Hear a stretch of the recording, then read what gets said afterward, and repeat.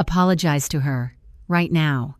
Ethan's voice cut through the Christmas music like it didn't belong there, sharp and controlled, his hand tightening just slightly on my shoulder, as if he were guiding me into position instead of humiliating me in front of his entire family. I felt every pair of eyes turn toward me, the clink of silverware stopping midair, Chloe standing just a few feet away in a red dress that wasn't hers to wear in this house, smiling like she'd already won. "I'm not repeating myself, Isabella," he added quietly, leaning closer so only I could hear the next part.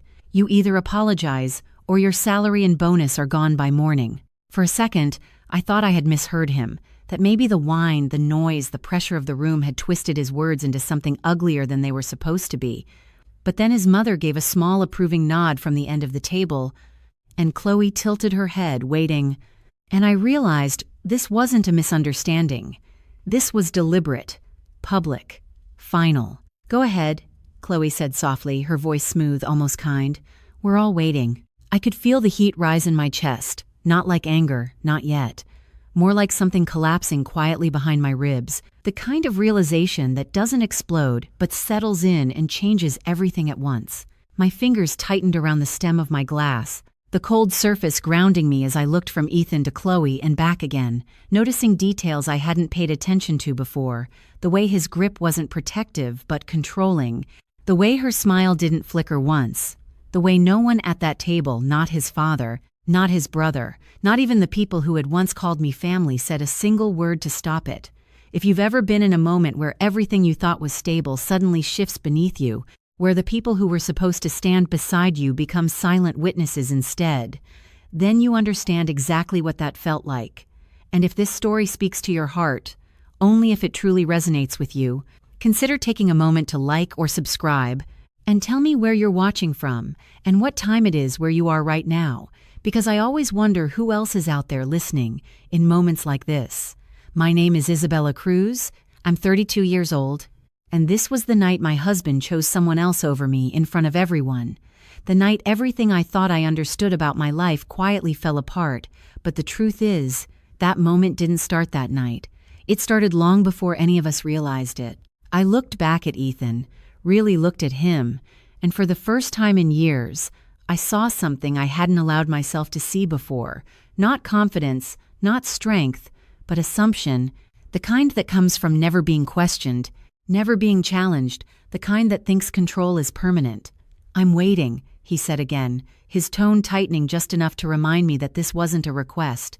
The room held its breath. Even the music seemed to fade into the background, replaced by the quiet pressure of expectation.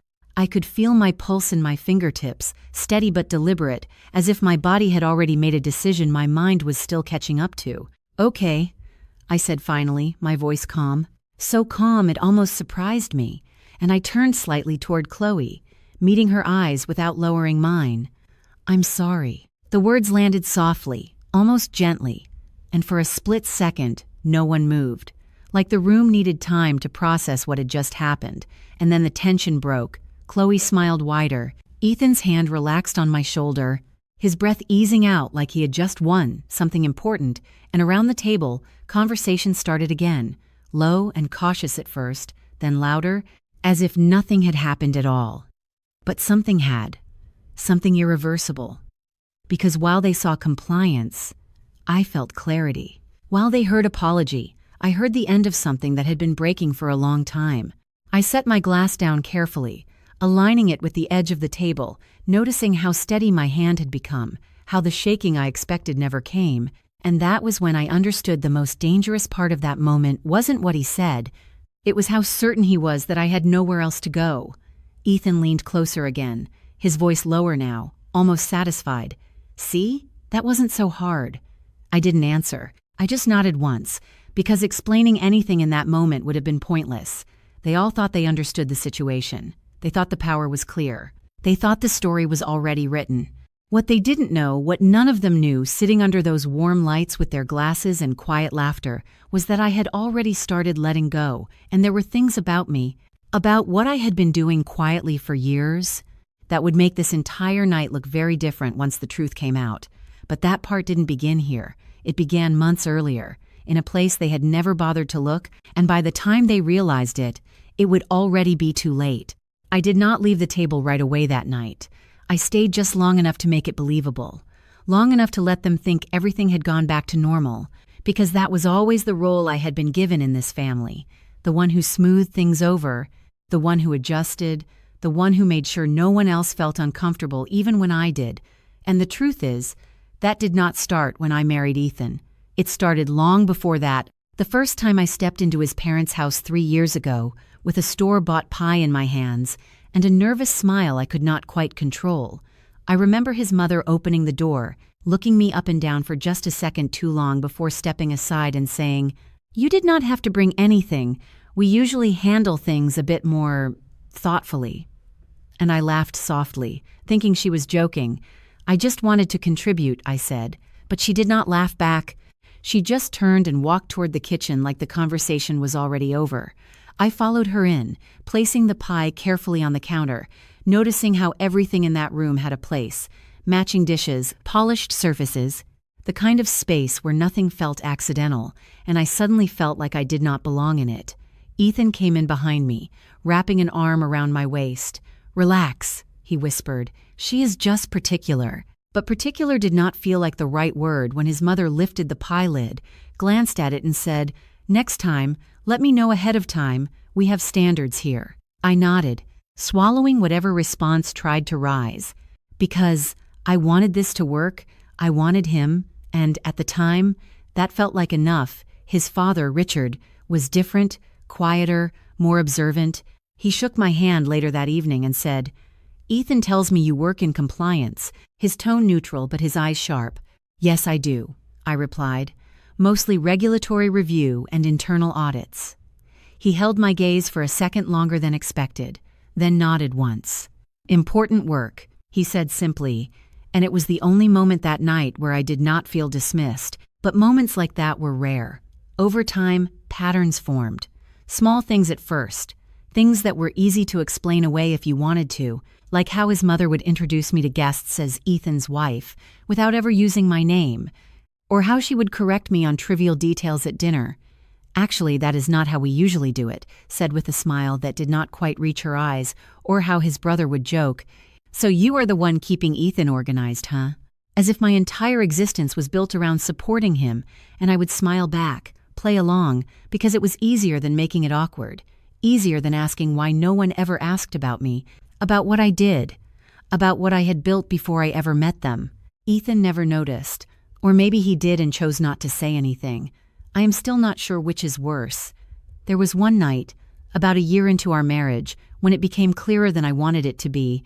We were sitting at that same dining table, his mother hosting one of her carefully planned dinners, candles perfectly spaced, wine poured to the exact level she preferred, and the conversation shifted to work.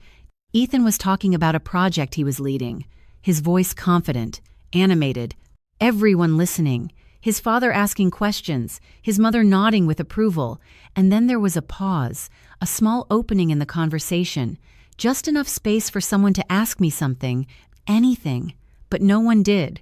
So I spoke anyway. "I actually just finished a review on a multi-state compliance issue. It was pretty complex," I said, keeping my tone light, hoping to join in. His brother glanced at me, then back at Ethan. "Sounds detailed," he said, and the conversation moved on like I had not spoken at all. I remember sitting there, hands folded in my lap, feeling something tighten quietly inside me. Not anger, not yet, just the slow realization that I was invisible in a room full of people who saw me every week. Later that night, in the car, I asked Ethan, "Did you notice how no one asked me anything?" He sighed, keeping his eyes on the road. "You are overthinking it. They just do not really understand your field. They have never asked," I said softly. "Not once," he shrugged. "It is not a big deal, Bella. You know how they are." And that was the moment I should have paid more attention to. The moment I should have understood that this was not going to change on its own, but instead, I told myself it was temporary, that once I proved myself, once they saw more, things would shift. So I stayed quiet, I adjusted, I made myself smaller in ways that felt almost invisible even to me, and over time, that became normal. The jokes, the dismissals, the quiet corrections, the way my contributions were acknowledged only when they benefited the family directly. And even then, rarely out loud, until Chloe appeared, and suddenly, the same people who had spent years overlooking me had no problem making space for someone new, someone who fit their image better, someone they did not need to question. And the first time I saw how easily I could be replaced in their eyes, I felt something inside me shift again.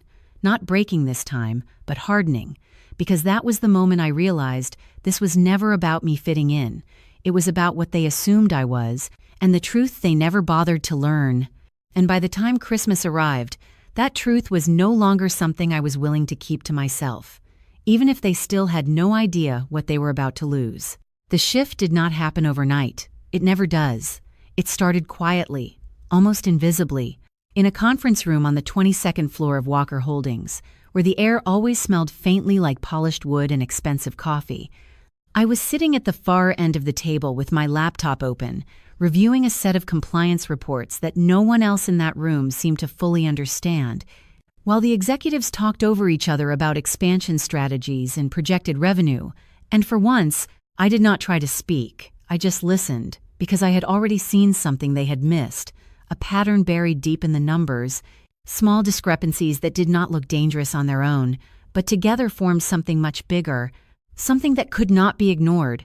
Richard was the one who noticed me first. He paused mid-sentence, glanced down at my screen, and said, "Isabella, you have been quiet. What are you seeing?" The room went still, not because they expected me to have an answer, but because they did not expect me to be asked.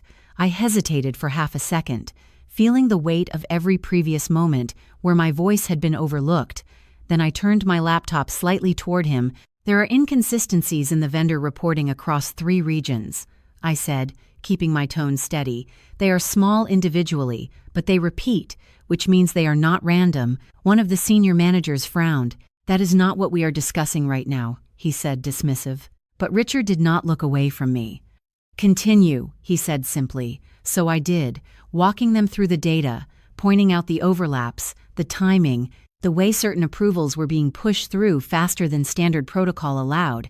And by the time I finished, the room felt different, quieter, focused. Richard leaned back in his chair, studying me in a way that felt less like evaluation and more like recognition. "How long have you been tracking this?" he asked. "A few weeks," I replied. I wanted to be sure before saying anything. He nodded once, then turned to the rest of the table. "We will pause the expansion discussion until this is reviewed." And just like that, the direction of the meeting shifted. Not because of him, but because of what I had said. After the meeting, he stopped me in the hallway, his voice lower now. "You see things others miss," he said, not as a compliment, but as a fact. That can be valuable if used correctly. I met his gaze, unsure how to respond, and he continued, "I am going to grant you direct access to the compliance archive, full oversight. I want you to report directly to me on anything that does not feel right." I blinked, caught off guard. "Are you sure?" I asked. "That is a lot of responsibility." He gave a small, almost knowing smile. "Responsibility should go to the person who understands it," he said. And for the first time since joining that company, I felt something shift in a different direction. Not downward, not inward, but forward, like a door had quietly opened that I had not even realized was there. But not everyone saw it that way. When Ethan found out later that evening, his reaction was not what I expected. "Direct access?" he repeated, loosening his tie as he stood in the kitchen. "To my father's compliance archive? Yes," I said carefully. "He wants me to oversee potential risks." Ethan let out a short laugh, not amused, more dismissive. "That is not really your level, Bella," he said, pouring himself a drink. "You are good at details, sure, but that kind of access comes with bigger picture responsibilities." I watched him, trying to understand if he genuinely believed that or if it was something else. "He asked me directly," I said. "I did not push for it." Ethan shrugged, taking a sip. "Just do not get in over your head, okay? It would not look good if you started flagging things you do not fully understand." The words were subtle, almost casual, but they landed heavier than he intended, because for the first time, I realized he did not see my growth as something to support. He saw it as something to contain, and it did not stop there. The next time I attended a family dinner, his mother mentioned it in passing, her tone light but pointed. "I hear you have been given some extra responsibilities at the company," she said, slicing into her dessert with precise movements. "That must be challenging. It is part of my role," I replied, keeping my voice even. She smiled politely. "Just be careful not to overstep. These things can be quite complex," his brother chimed in with a grin. "Yeah, do not go shutting the place down on us." Everyone laughed, including Ethan, and I smiled along with them, because that was what I had learned to do. But inside, something had already changed. I was no longer trying to prove myself to them. I was observing, collecting, understanding. Because the more access I had, the more I began to see patterns, inconsistencies, decisions that did not align with the image they presented to the world. And the deeper I looked, the clearer it became that what I had noticed in that meeting was only the surface of something much larger, something that had been building long before I ever walked into that room. And one night, weeks later, as I sat alone in my home office scrolling through files that did not quite add up, I paused on a document that made my chest tighten just slightly. Not fear, not yet, but recognition, because this was not just a compliance issue anymore. This was something that could change everything. And in that moment, I realized that whatever came next was not going to stay contained for much longer. The document did not look unusual at first. Just another internal report buried among hundreds of others, numbers aligned in clean columns, approvals stamped in the right places, everything appearing exactly as it should. But the more I looked, the more something felt off, not obvious, not something anyone scanning quickly would catch, but a subtle inconsistency in timing, signatures appearing in sequences that did not match standard review order, approvals granted faster than internal policy allowed. And when I cross-referenced it with previous files, I saw the pattern again, repeated quietly across different departments, different regions, always small enough to ignore, always clean enough to pass. I leaned back in my chair, staring at the screen, feeling that same quiet tightening in my chest, the kind that comes when something is not just wrong, but deliberately hidden. And the first person I thought to speak to was Ethan, not because I trusted his judgment more than my own, but because I needed to see how he would react. I found him in the living room that night, scrolling through his phone, the glow reflecting across his face as if nothing in the world had shifted. "Can I ask you something about the vendor approvals in the Midwest division?" I said, keeping my tone neutral. He did not look up right away. "Work can wait, Bella," he replied casually. "We are at home." "It is important," I said, and that made him glance up, just briefly, enough to register that I was serious. "There are inconsistencies," I continued, "timing issues, repeated across multiple reports. I think someone is pushing approvals through faster than they should be." He held my gaze for a second longer this time, then leaned back, exhaling slowly. "You are overanalyzing," he said, his voice calm but dismissive. "That happens sometimes. Delays, catch-ups, it balances out." "It does not balance out," I replied quietly. "It repeats." Something flickered in his expression then, not concern, not curiosity, something closer to irritation. "Look," he said, sitting forward now, "my father trusts the system we have in place. If there was a real issue, it would have been flagged already." "I am flagging it," I said, and for the first time the words felt heavier, more definitive. He let out a short laugh, shaking his head slightly. "That is not how this works." "Isabella," he said, using my full name in a way that felt more formal than familiar, "you are not here to question everything. You are here to support the process." The room went quiet after that, the kind of silence that is not empty but full of something unspoken. I nodded once, not because I agreed, but because I understood something I had not wanted to admit before. This was not about whether I was right or wrong, it was about whether I was allowed to be right, and that realization stayed with me over the next few days as I continued reviewing files, digging deeper, connecting pieces that did not quite fit until they did, until the pattern became clearer, more structured, more intentional, and the more I saw, the more I realized this was not isolated, it was coordinated, approvals being adjusted, timelines compressed, financial entries that aligned too perfectly with external contracts. I started documenting everything, quietly, carefully, building a record that no one could dismiss as coincidence. And then, one afternoon, I walked into the office to find something that made everything inside me go still. Chloe was sitting at one of the conference tables, flipping through a stack of documents like she belonged there. Her posture relaxed, her expression focused, and Ethan was standing beside her, pointing at something on the page. "That one needs to go through faster," he was saying. His voice low but clear enough for me to hear as I approached. They both looked up when they noticed me. Chloe smiled immediately, that same effortless confidence. "Oh, hi," she said, as if we were colleagues, as if nothing about this was inappropriate. Ethan was just showing me some of the internal processes. It is actually really interesting. I stopped a few feet away, keeping my expression neutral. "Is she authorized to review those files?" I asked, looking directly at Ethan. His jaw tightened slightly, just enough to notice.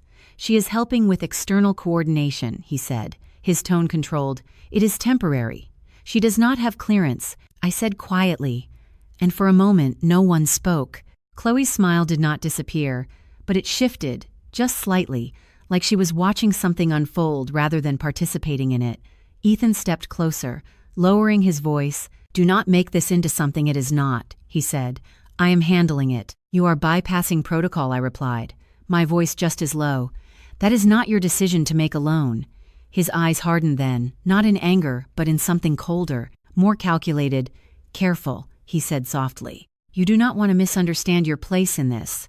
The words settled between us, heavier than anything he had said before, because this was no longer subtle, no longer implied. It was direct, clear, intentional, and in that moment, standing there in a room filled with documents that no longer felt like data but evidence, I realized the pattern I had been tracking was not just a system flaw. It was being controlled, guided, shaped, and the people I had trusted to protect the integrity of that system were the ones bending it, reshaping it for something I had not yet fully uncovered. I turned away then, not because I was done, but because I understood something had just crossed a line that could not be undone. And later that night, as I sat alone in my home office, reviewing the files again, connecting one last set of entries that finally revealed the full scope of what had been happening, my hand stilled over the keyboard, because the truth was no longer partial, it was complete, and it was far worse than I had expected. And in that moment, everything I thought I knew about my marriage, about this family, about the company itself, collapsed quietly into something I could no longer ignore. The moment everything clicked into place, I did not panic, I did not cry, I did not confront anyone. I just sat there in the quiet glow of my laptop, staring at the files that now made perfect sense in a way they never should have. The timestamps, the approvals, the financial flows, it was all structured, deliberate, controlled. And Ethan was not just aware of it, he was part of it. That realization did not feel explosive. It felt heavy, like something settling into my chest that I could not push away. And for a long moment, I just listened to the silence in the room, the faint hum of the air conditioning, the distant sound of traffic outside, normal life continuing as if nothing had changed. But everything had. I reached for my phone, hesitated, then dialed his number. He picked up on the third ring, his voice casual, almost distracted. "Hey, I am still at the office. What is up?" I took a breath, steadying myself. "We need to talk about the compliance files," I said.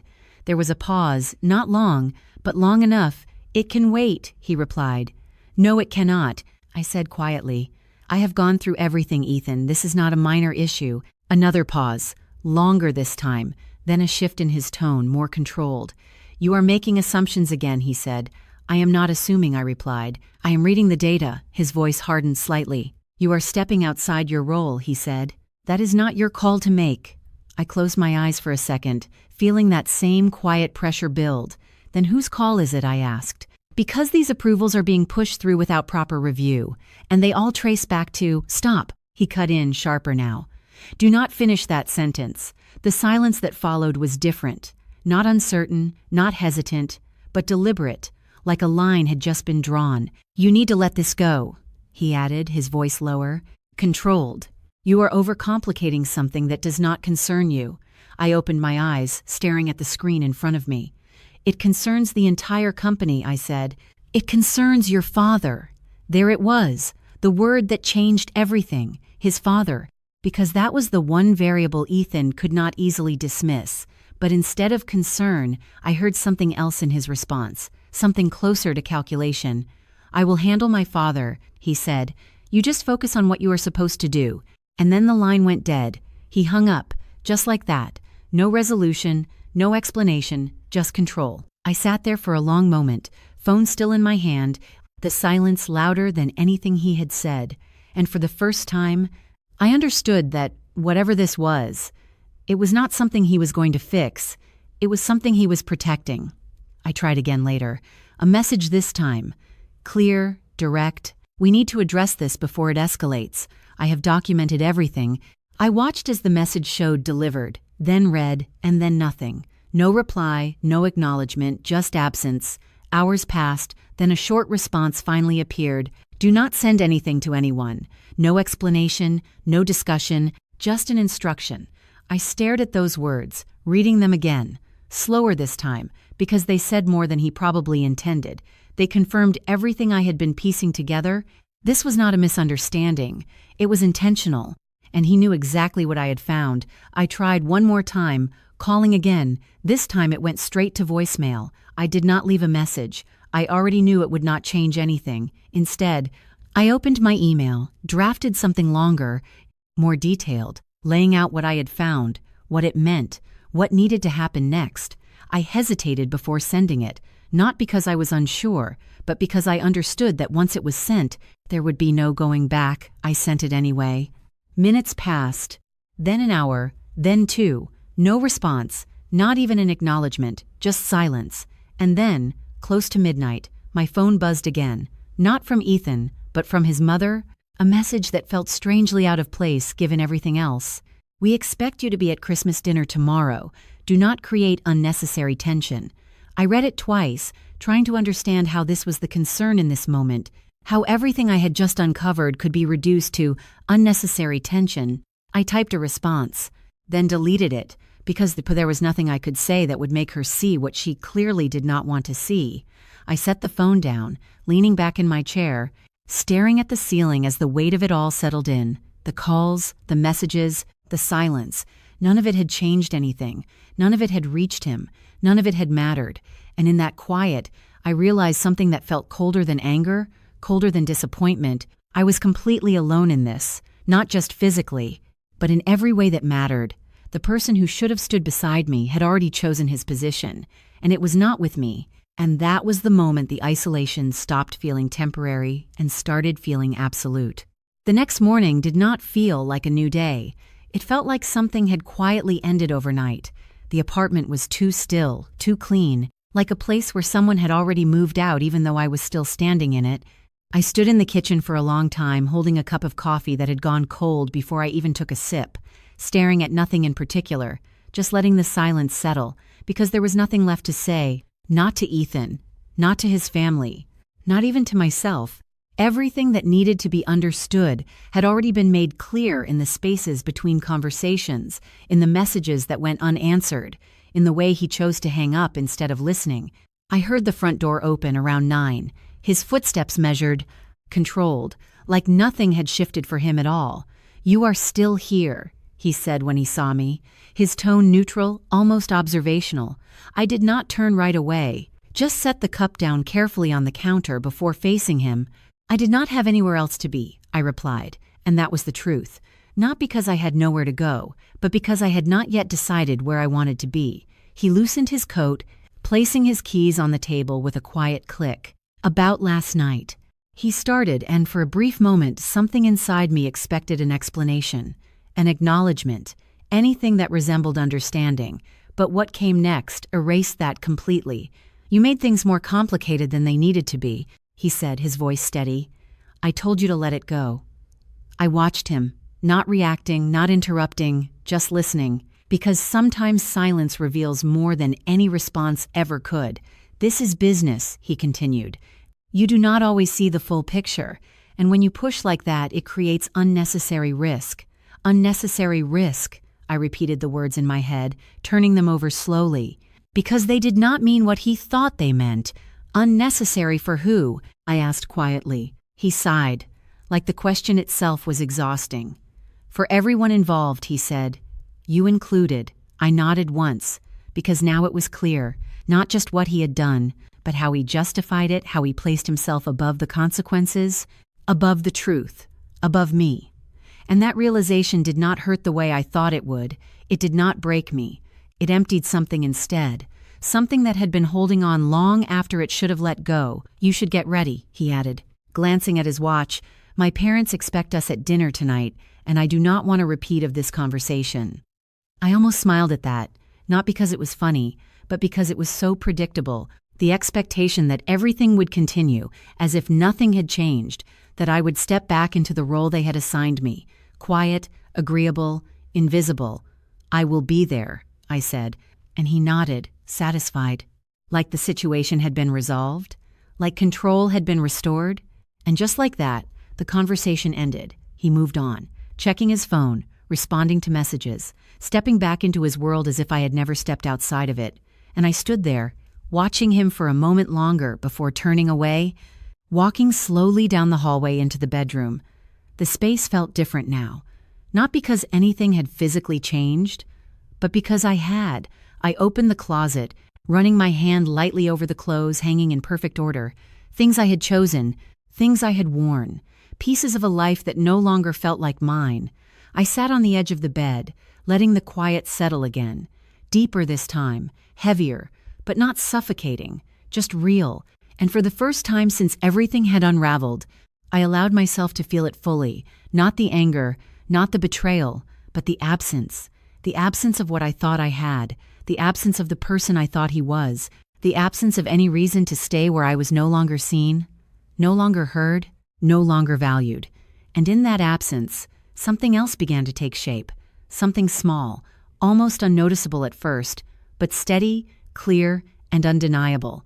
I stood up slowly, walking back to my desk, opening my laptop again, not to review what had already been uncovered, but to decide what came next. My inbox was still open, my last email still unanswered, the silence still intact, but this time, it did not feel like rejection. It felt like confirmation. Confirmation that I was the only one who was going to act on what I knew.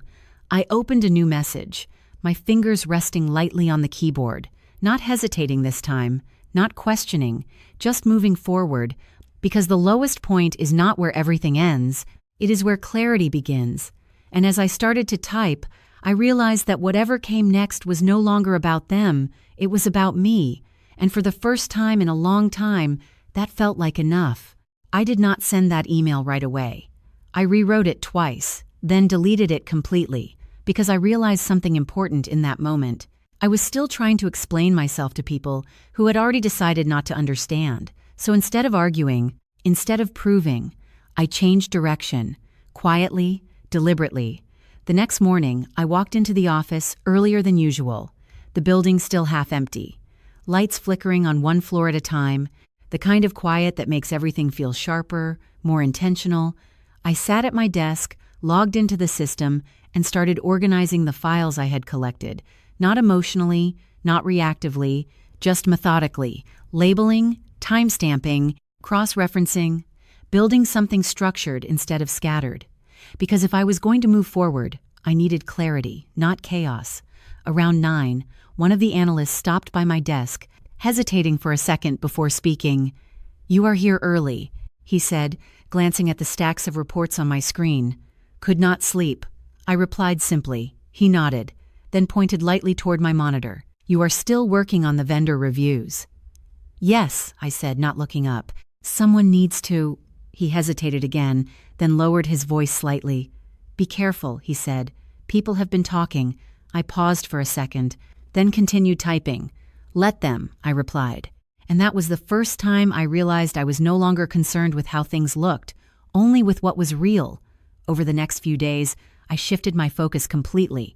I stopped waiting for Ethan to respond, stopped checking my phone for messages that would not come, stopped expecting anything from a system that had already shown me its limits.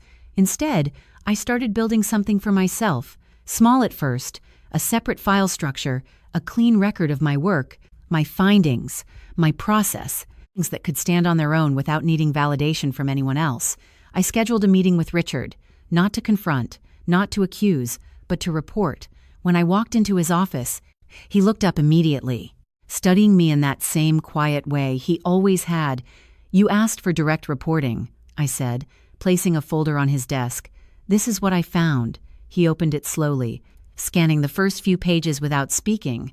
The room's silent, except for the faint rustle of paper. "This is detailed," he said finally. "You have been thorough." "It is my job," I replied. He looked up at me then, his expression unreadable. "And what do you think should happen next?" I held his gaze, steady. "That depends on whether you want to address the problem or contain it." There was a pause, long enough to feel intentional. Then he closed the folder carefully. "Leave this with me," he said. "I will review it personally." I nodded once, because that was all I needed. Not approval, not reassurance, just acknowledgement that what I had done mattered. When I stepped out of his office, something felt different, not lighter, not easier, but clearer, like the path ahead had finally come into focus. Later that afternoon, Ethan called, his tone sharper than usual. "You went to my father," he said without greeting. "I reported what I was assigned to report," I replied calmly. "That was not your decision to make alone," he said, echoing his own words from before. But this time they carried less certainty. "It was not yours either," I said. And for a moment neither of us spoke. Then he exhaled, frustrated. "You are making this harder than it needs to be," he said. "No," I replied quietly. "I am making it visible." The line went silent, then disconnected, and for the first time I did not feel the need to call back. I returned to my desk, opened my laptop, and continued working. Not for him, not for them, but for myself. Piece by piece, day by day, I rebuilt my sense of control, not through confrontation, but through action, through consistency, through choosing not to shrink anymore. And while nothing had officially changed yet, not publicly, not in a way anyone could point to, I could feel the shift beginning, subtle but undeniable, because the same system that once overlooked me was now starting to recognize something it could not ignore. And the more I leaned into that, the clearer it became that this was only the beginning of something much bigger than any of them expected. The change was not announced. It did not come with a meeting invite or a formal statement. It showed up quietly one morning in the form of an updated system access notification, a single line in my inbox that most people would have ignored, but I did not. I opened it, read it twice, then a third time. Role updated, senior compliance oversight, direct reporting line confirmed. I sat there for a moment, letting the words settle, not reacting outwardly, not calling anyone, just absorbing what it meant. Because titles in that company were not given lightly. They were signals, permissions, lines redrawn without explanation, and this one changed everything. When I walked into the office that day, the difference was subtle but unmistakable. People looked up when I passed, not out of curiosity, but awareness, the kind that comes when something shifts in a way they do not fully understand yet. I reached my desk, set my bag down, and within minutes, an assistant approached, holding a folder. "These are for your review," she said, placing it carefully in front of me. They said to prioritize anything flagged in red. I glanced at the documents, then back at her. "Who said that?" I asked. She hesitated for half a second. "Mr. Walker," she replied, and that was the moment it became real, not just in the system, but in the structure around me. I nodded once. "Thank you," I said, opening the folder without another word. And as I reviewed the contents, I realized something else had changed. The files coming to me now were not routine. They were sensitive, high level, the kind that required discretion and authority, not just attention to detail. Around mid-morning, I was called into a smaller conference room, one I had rarely been in before, the kind reserved for decisions that did not need an audience. Richard was already there, standing by the window, his posture relaxed but focused. He turned as I entered. "You received the update," he said, not asking, just confirming. "I did," I replied, taking a seat across from him. He nodded slightly. "From now on, anything that crosses your desk in this category comes directly to me, no intermediaries." His tone was calm, but there was weight behind it. "Understood," I said. He studied me for a moment, then added, "There will be resistance." I met his gaze, steady. "There already is." He gave a small, almost approving nod. "Good," he said.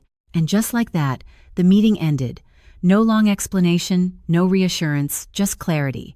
When I stepped back into the hallway, I caught my reflection briefly in the glass panel beside the door.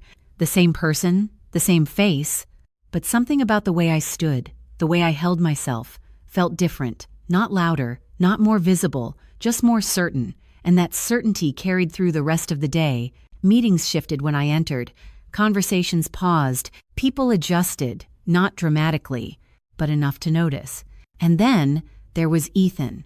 He appeared at my office door that afternoon, not knocking, just standing there. His expression controlled, but his eyes sharper than before. "You got the update," he said, his voice even. "Yes," I replied, not looking away from my screen right away, letting the silence stretch just slightly before meeting his gaze. He stepped inside, closing the door behind him. "This changes things," he said, and for the first time, there was no dismissal in his tone, no casual superiority, just tension. I leaned back in my chair, folding my hands loosely in front of me. "It clarifies things," I said. He exhaled slowly, like he was choosing his next words carefully. "You need to be careful how you use this," he said. "There are bigger implications than you realize." I tilted my head slightly, studying him. "I understand the implications," I replied. "Do you?" he asked, and for a moment, it almost sounded like a challenge, but I did not rise to it. I just held his gaze, calm, steady. "More than you think," I said, and that was enough. Something in his expression shifted, not fully, not completely, but enough to show that the dynamic between us was no longer what it had been. He nodded once, stepping back toward the door. "We will talk later," he said, and then he was gone. I watched the door close, then turned back to my screen, continuing my work without interruption, because that was the difference now. I was no longer reacting to what they said or did. I was operating within a space they could not easily control, and as the day ended, as the office lights dimmed and people filtered out one by one, I gathered my things, glancing once more at the system, at the access, at the role that now defined my position, not as someone supporting the structure, but as someone shaping it. And as I stepped outside into the cool evening air, I checked the time, the same time that, just hours later, I would be sitting at that Christmas table again, under those same lights, facing the same people who still believed they understood exactly who I was, and for the first time, I knew with complete certainty that they had no idea what was coming next. By the time I arrived at the house that night, the lights were already on, warm and golden through the tall windows, the same carefully curated atmosphere they always created for appearances, as if perfection could be arranged with the right lighting and polished surfaces. I paused for a second at the front door, adjusting my sleeve without thinking, feeling the subtle weight of everything I now knew sitting just beneath the surface. Then I stepped inside, the sound of conversation drifting from the dining room, laughter, glasses clinking, nothing out of place, nothing visibly different, and yet everything felt sharper, clearer, like I was seeing it all without the filter I had been using for years. "You are late," his mother said as soon as I entered, not looking up from where she stood arranging the table, her tone light but edged. I glanced at the clock on the wall. "By 4 minutes," I replied calmly, setting my coat aside. She smiled faintly. "We value punctuality," she said, as if that had always been the issue. Ethan appeared a moment later, his expression controlled, but his eyes searching mine briefly. "You made it," he said, not quite a question. "I said I would," I replied, and that was the extent of it. No apology, no continuation of the conversation from earlier, just acknowledgement. Chloe was already seated at the table, her posture relaxed, her presence as natural as if she had always belonged there. She glanced up at me, offering a small, polite smile. "Good to see you," she said, her voice smooth, practiced. I met her gaze for a second, then nodded once. Taking my seat without responding, the air shifted slightly, not enough for anyone to comment on, but enough to be felt. Dinner began as it always did, structured, predictable, conversation moving in controlled directions, his brother talking about a new investment, his mother guiding the topics like a quiet conductor, Richard listening more than speaking, his attention sharper than anyone else in the room, and Ethan, positioned at the center of it all, maintaining the balance he believed he still controlled. "So," his mother said after a few minutes, setting her fork down, her eyes moving toward me, "we heard there have been some developments at the company." The word developments hung in the air longer than it should have. "Nothing significant," Ethan answered quickly before I could speak, his tone smooth, dismissive, just internal adjustments. I did not look at him, I simply continued eating, letting the silence stretch just enough to be noticeable. His brother leaned back in his chair, smirking slightly. Internal adjustments that involve giving her more access, apparently, he said, gesturing lightly in my direction. That is new. His mother's gaze sharpened. Is that true? She asked, this time directly to me. I placed my fork down carefully, aligning it with the edge of the plate before answering. My role has been updated, I said, my voice even neutral. To what exactly? She pressed, her tone still polite, but firmer now. Senior compliance oversight, I replied. And for the first time that evening, the room went completely still, not dramatically, not loudly, but in that subtle way where everyone becomes aware of a shift at the same time. Ethan cleared his throat, reaching for his glass. It is just a formalization of what she was already doing, he said, trying to smooth it over, but it did not land the same way it would have before. Richard finally spoke then, his voice calm, measured. It is more than that, he said, setting his glass down, his eyes moving from Ethan to me, then back again. It is a necessary adjustment. No one challenged him. No one ever did. But the tension did not disappear. It deepened, quiet but unmistakable. Chloe shifted slightly in her seat, glancing between them, sensing the undercurrent even if she did not fully understand it. Well, she said lightly, trying to break the moment, that sounds important. I looked at her then, really looked at her. Not with hostility, not with anger, just with clarity. It is, I said simply, and that was enough. The conversation moved on after that, but the rhythm had changed. The ease was gone, replaced by something tighter, more controlled, like everyone was waiting for something without admitting it. I noticed the way Ethan checked his phone more than usual, the way his responses became shorter, the way his confidence, while still present, no longer felt as effortless as it had before. And Richard, he watched everything, quietly, carefully, saying very little, but missing nothing. Dessert was served, plates cleared, the evening continuing its structured path, but beneath it, something was building, something none of them could quite name yet, except for me, because I already knew exactly where this was going. And as I sat there, hands resting lightly in my lap, listening to the low murmur of conversation, I realized that the moment they had all been avoiding, the one I had been preparing for without ever announcing it, was no longer in the future.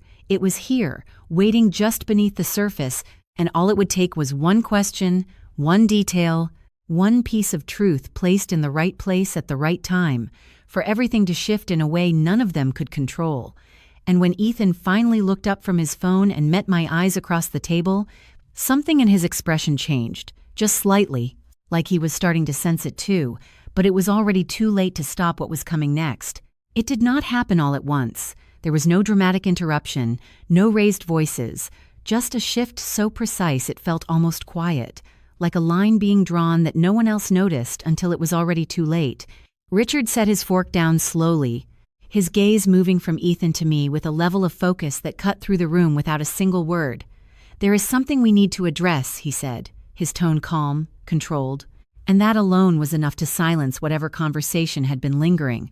Ethan straightened slightly, his jaw tightening just enough to give him away. If this is about internal restructuring, we can discuss it tomorrow, he replied quickly. But Richard did not look at him. Not yet. His attention remained on me. Isabella, he said, would you like to clarify? The room held its breath, not visibly, not dramatically, but in that subtle way where every movement slows, every glance sharpens. I placed my hands lightly on the table, steady, composed. There are discrepancies in vendor approvals across multiple regions, I said, my voice even measured. They follow a pattern that suggests intentional acceleration of processes without full compliance review. Ethan let out a short exhale, almost a laugh. That is an interpretation, he said, his tone smooth but strained.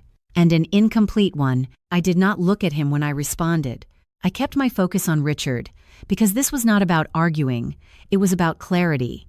The pattern repeats across at least 3 divisions, I continued. All approvals trace back to the same authorization chain. His brother shifted in his seat, glancing between us. What exactly are you implying? He asked, his voice sharper now. I turned my head slightly, meeting his gaze for just a moment. I am not implying anything, I said calmly. I am stating what the data shows. Chloe leaned forward slightly, her expression uncertain now, no longer confident. "This sounds serious," she said quietly, and for the first time she was not smiling. Richard finally looked at Ethan then, his gaze steady, unblinking. "Is there something you would like to explain?" he asked, and the question was simple, but it carried weight, the kind that could not be deflected with a casual response. Ethan reached for his glass, his movements controlled, deliberate. "We are managing operational efficiency," he said, "nothing outside standard practice." I spoke before Richard could respond, not interrupting, just continuing. "Standard practice does not bypass compliance checkpoints," I said, my tone still calm, still controlled, "and it does not involve unauthorized access to restricted files." That landed differently, heavier, more precise. Ethan's eyes flicked toward me. Just for a second, something sharper there now, something closer to warning. "Be careful with your wording," he said quietly. I met his gaze then, holding it, not challenging, not aggressive, just certain. "I am," I replied, and the silence that followed was no longer subtle. It was clear, defined, unavoidable. His mother set her napkin down slowly, her composure still intact but thinner now. "This is not appropriate for the dinner table," she said, her tone firm. "Then it should not have been allowed to reach this point," I answered, not raising my voice, not shifting my posture, just stating what was already true. Richard closed the folder that had been sitting beside his plate, something no one else had noticed until now. "I have reviewed the documentation," he said, and that was when everything shifted completely. Ethan's hand stilled on his glass. His brother leaned forward slightly. Chloe went very still. "And," Richard continued, his voice steady, "the findings are consistent." No one spoke, not immediately, because there was nothing left to dismiss, nothing left to reinterpret. The truth was no longer something abstract. It was present, undeniable. Ethan exhaled slowly, setting his glass down with controlled precision. "We can discuss this privately," he said, his tone lower now, more measured, but the confidence was no longer the same. "No," Richard replied, just as calmly. "We will address it clearly." He turned to me then, his gaze steady. "You have done your job," he said, and the words were simple, but they carried more recognition than anything I had ever received in that room. His mother looked at me then, really looked at me, as if seeing something she had overlooked for years, something she had chosen not to acknowledge until now. "You did not mention any of this before," she said, her voice quieter, less certain. I held her gaze for a moment, then answered, "I was not asked." And that was the moment it settled in. Not loudly, not dramatically, but completely. The realization that the person they had dismissed, overlooked, reduced to background presence, had been the one holding the full picture all along. Chloe looked down at her plate, her earlier composure gone, replaced by something closer to unease. His brother leaned back slowly, his expression no longer amused, and Ethan, he said nothing, because for the first time, there was nothing he could say that would shift the narrative back into his control. And as the silence stretched across the table, heavier than anything that had been spoken, the shock did not come from what I revealed. It came from who I had become in the moment they finally had no choice but to see me. No one spoke for a few seconds after Richard's words settled into the room, not because they did not understand, but because they did, and that understanding changed the air completely. His brother leaned forward first, breaking the silence with a forced laugh that did not quite land. "So what? This is just a compliance issue that got exaggerated," he said, glancing at Ethan for confirmation. But Ethan did not respond right away, his focus still on the table, his posture controlled, but no longer relaxed. "It is not exaggerated," Richard said calmly. And that ended. Whatever attempt had been made to minimize it, his mother shifted in her seat, her composure still intact, but thinner now. "There must be some misunderstanding," she said, her tone softer than before, almost careful, as if choosing the right words might undo what had already been said. I looked at her for a moment, not with frustration, not with anger, just with clarity. "There is no misunderstanding," I replied, my voice steady. "The records are consistent, the approvals were altered, and access was extended beyond protocol." She held my gaze longer this time, searching for something she could use to reframe the situation, but there was nothing left to adjust. Chloe spoke next, her voice quieter than before, uncertain in a way that had not been there earlier. "Ethan, is that true?" she asked. And that question shifted something else, because now it was not just the family, it was her, someone who had believed she was stepping into something stable, something controlled, and was now realizing she might not fully understand it either. Ethan finally looked up, his expression composed, but tightened at the edges. "This is being taken out of context," he said, his voice measured. "Operational decisions are sometimes adjusted for efficiency. Efficiency does not override compliance," I said, not interrupting, just adding to what was already clear. His eyes met mine then, sharper now. "You are making a statement that has consequences," he said quietly, and for a moment, it almost sounded like a warning, but I did not react to it. I simply held his gaze, calm, grounded. "So are you," I replied, and the room fell silent again, heavier this time, because there was no longer any illusion of control to hold on to. Richard leaned back slightly, his attention moving between us, measuring, evaluating. Then he spoke again. "This will be reviewed formally," he said, his tone final. "Until then, all related access is restricted." Ethan's jaw tightened, just enough to notice, but he nodded once. Because there was no other response he could give in that moment, his mother exhaled slowly, placing her hands together on the table. "We should not continue this discussion tonight," she said, not as a suggestion, but as an attempt to restore some form of order. I stood up then, not abruptly, not dramatically, just calmly, as if the decision had already been made before I moved. "You are right," I said, reaching for my coat. "There is nothing else to discuss here." Ethan looked at me immediately, something shifting in his expression again, something closer to uncertainty now. "You are leaving," he said. Not quite a question. I met his gaze, steady. "Yes," I replied. "We are not done talking," he added, standing slightly, as if that could stop me. But I did not move faster. I did not react. I simply answered, "We are done talking here." And that distinction mattered, because this was no longer about the table, or the dinner, or the performance they had maintained for years. This was about something else entirely. His mother's voice followed, softer now, less certain. "Isabella, you do not have to make this bigger than it is." I paused for a second, my hand resting lightly on the back of the chair, then looked at her. Really looked at her, not as someone seeking approval, but as someone setting a boundary.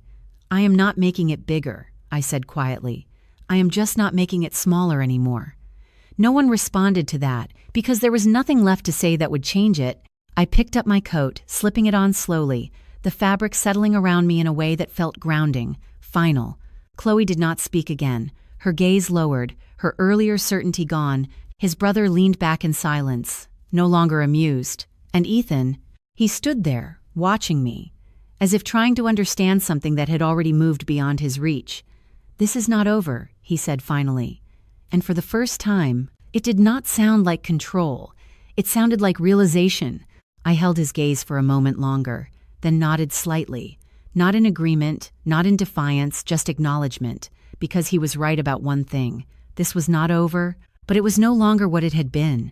And as I walked toward the door, stepping out into the cool night air, I felt the weight of everything that had just shifted settle into something quieter, not resolved, not finished, but no longer hidden, and that was enough for now. The days after that night did not explode into chaos the way people might expect. There were no dramatic confrontations, no loud fallout that echoed through the company or the family. Instead, everything shifted quietly, precisely. Like a structure being adjusted from the inside, meetings were rescheduled, access points were reviewed, conversations that used to happen behind closed doors now included different people, and for the first time, I was no longer standing at the edge of those rooms. I was part of them, not as an observer, but as someone whose voice carried weight, whose presence changed the direction of what happened next. Ethan and I stopped trying to talk about what had already been said. There were a few attempts at first. A message that read, "We need to handle this carefully." A call I did not answer. A conversation that started with, "You did not have to do it like that," but none of it reached me the way it used to, because something fundamental had shifted, not just in how I saw him, but in how I saw myself. And once that changes, you cannot go back to negotiating your worth in the same way. I moved out within a week, not dramatically, not in anger, just gradually, a suitcase, then another, Until the apartment no longer held anything that felt like mine, I found a small place closer to the office. Nothing extravagant, just clean, quiet, and mine in a way I had not experienced in years. The first night there, I sat on the floor with a cup of tea. No furniture yet, just the soft hum of the city outside the window, and for the first time in a long time, the silence did not feel heavy. It felt honest, like I was finally hearing my own thoughts without interruption. The company moved forward as well, not publicly, not with announcements, but with decisions. Certain approvals were reversed, processes tightened, and slowly, carefully, the system corrected itself. Richard did not say much to me after that. He did not need to. But one afternoon, as we passed each other in the hallway, he paused and said, "Clarity is rare. Do not lose it." And that was enough. Not praise, not approval, just recognition. And I understood what he meant, because clarity is not just about seeing the truth, it is about choosing what to do with it, even when it costs you something. Ethan and I never had a final conversation, not the kind people imagine. There was no closure wrapped in perfect words, just distance, decisions, and the understanding that we had reached a point where staying would have required me to ignore everything I had finally allowed myself to see. And I was no longer willing to do that. Sometimes endings do not come with explanations. They come with quiet choices that speak for themselves. And over time, that became enough. My life now is not perfect. It is not polished or effortless. But it is clear. I know where I stand. I know what I bring into a room. And more importantly, I know what I will no longer accept in order to stay there. And that changes everything. Because when you stop letting people define your place, you start building one that cannot be taken away from you. If there is anything this experience taught me, it is that respect is not something you ask for. It is something you protect, quietly, consistently, through the boundaries you set and the choices you make when those boundaries are tested. And if you are listening to this right now, feeling like you are standing in a room where your voice is not being heard, where your value is being measured by someone else's expectations, I want you to know this. You are not invisible. You are not less. And you are not required to shrink in order to belong. Your intuition is not something to ignore. It is something to trust, because it will show you what people will not say out loud. And sometimes, the hardest decision is not leaving. It is allowing yourself to see that you need to. I am Isabella Cruz. I am 32 years old. And the lesson I carry with me now is simple. You do not have to fight to be seen in the right place. You just have to stop staying in the wrong one.